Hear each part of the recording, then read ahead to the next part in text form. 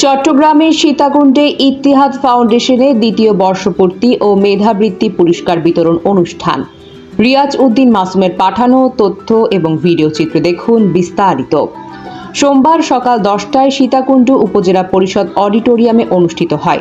Ittihad ফাউন্ডেশনের সভাপতি তাহমিদুল হক চৌধুরীর সভাপতিত্বে সিনিয়র সদস্য মোহাম্মদ নাইমুর রহমানের পরিচালনায় এতে প্রধান অতিথি ছিলেন সীতাকুণ্ড উপজেলা নির্বাহী কর্মকর্তা কে এম রফিকুল ইসলাম।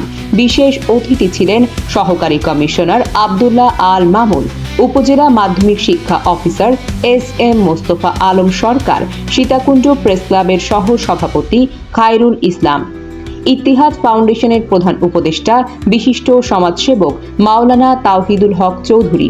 অনুষ্ঠানে ৩৫ জন শিক্ষার্থীকে মেধা তালিকায়, ৬১ জন সাধারণ গ্রেডে, সর্বমোট ৯৬ জনকে সার্টিফিকেট ও ক্রেস্ট প্রদান করা হয়।